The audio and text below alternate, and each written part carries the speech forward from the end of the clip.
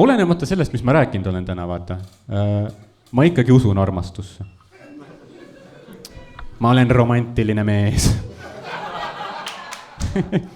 ja ma ei tea, kas... Ma ikkagi ütlen ära. Mulle meeldivad romantilised komöödiad. Ma tean. Koplis Vähemagi eest lõuga saadud, on ju.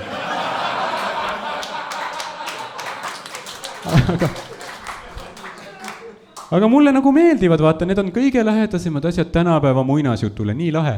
Ja ma vaatasin hiljuti just ühte hästi toredat, seal oli Diane Lane peaosas, Toskaana päike seal oli siis selle filmi nimi, on ju. Ja seal on see, kus ta läks Itaaliasse, Toskaana on Itaalias, nagu tuleb välja. Läks Itaaliasse, on ju, ennast leidma. Vaata, sellepärast mulle meeldibki see naine reisimas žanr, ja nad alati lähevad ennast leidma.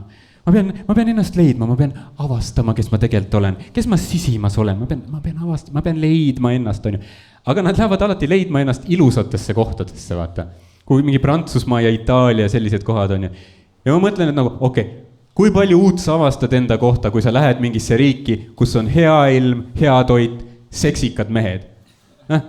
Mis sa oled pärast mingi, ma poleks eales uskunud, et mulle meeldib vein ja päikesepaiste.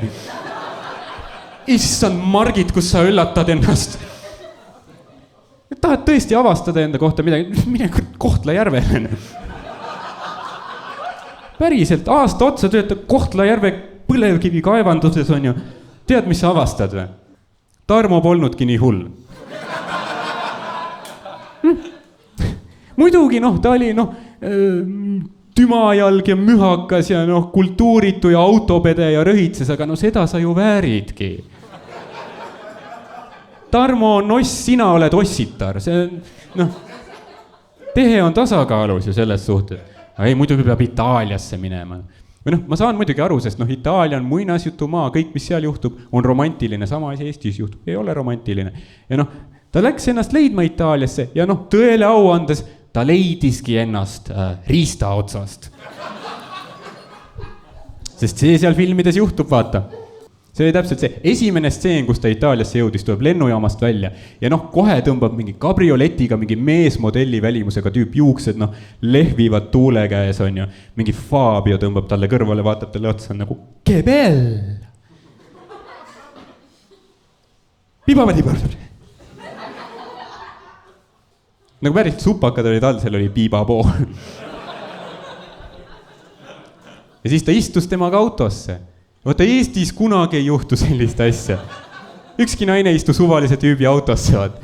Eestis, kuidas see välja näeb, on, et tüüp näeb mingit naist kaugelt, on just nagu tõmbab kõrvale keripakna alla, on mingi Tibulinnu, mis sa teed? Sa saad kohe selle nagu kaunahu. Ja siis on nagu, kerid akna üles.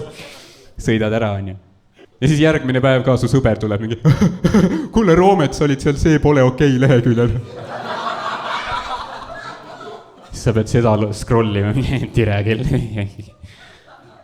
Itaalias, muidugi istud sinna autosse, sõidate, on üliromantiline, sõidavad mööda mere äärt, kristallsinine Vahemeri, on ju, ilus päike paistab, on ju. Juba räägivad juttu jookseb, on ju, upuvad üksteise silmadesse, juba armuvad, on ju. Ja mingi hetk, vaata see tüüp ka, ta mingi hakkas peaaegu nutma autoroolist ja vaatas seda naist.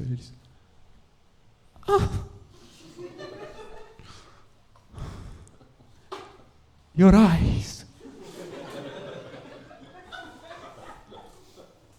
They are blue.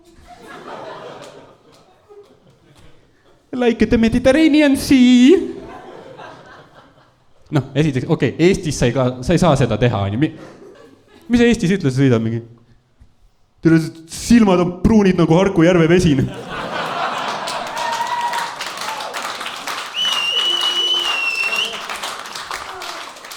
Sinna situtakse, vaata. Ma ise olen ka. Ei, ülilahe. Ja ma täiega naudin seda filmi. Järgmine, nad sõidavad läbi mingi väike rannikulinna, kitsad tänavad on ju hästi romantiline. Ja ma täiega fiilin on ju, kes järgmine seen ajas mind kettasse, just nad sõidavad. Ja tüüp pani, täiesti, pani, lihtsalt täiskiirusel üle ristmiku, punase tulega. Lihtsalt pani, on ju. Ja see naine oli mingi, But what about the red light? Ja tüüp on lihtsalt nagu, in Italy, the red light is merely a suggestion. Ja see naine on nagu, issand jumal, kas ma tõesti kogen sellist asja praegu või? Aga ma olin ülikettas, sest esiteks jällegi, kui Eestis juhtuks, ei oleks romantiline, vaata. Sa oled Tarmoga koos autos, on ju, ta paneb sott sees, punase tulega üle Pärnu maantee Liivala ja risti. Vaatab sulle otsa, puhui!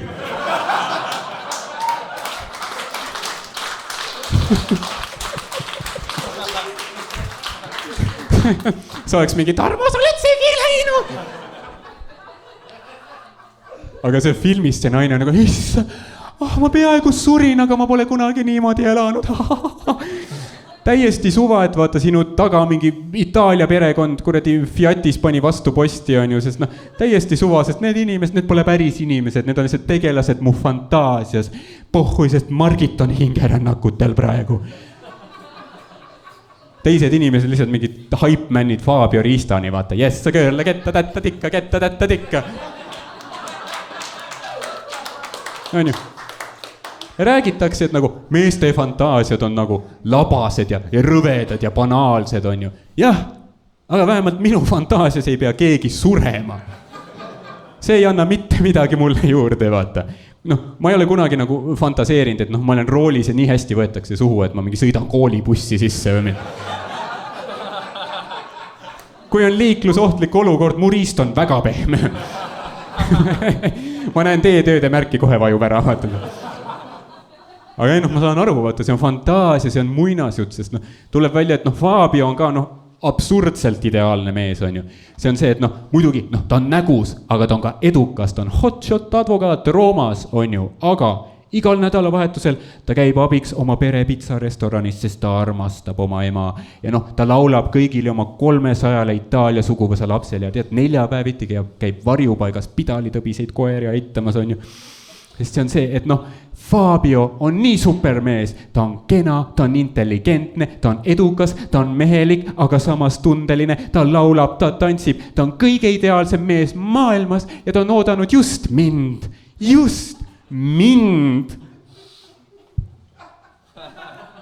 Ja siis öeldakse, et meestel on liiga kõrged standardid. Aga ei ole ju, meid ei koti teie elu.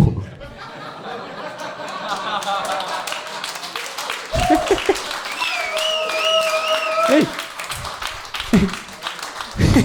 Ükski tüüp pole kunagi olnud nii, et sa hakkad tal püksi lukku lahti tegema. Ta on nagu, oot, sa ikka süüa oskad teha või? Miks ma peaks sulle oma kordi riista andma, sul karjäär on või? Miks ma peaks sulle riista andma, sulle ei anta pangalaenugi?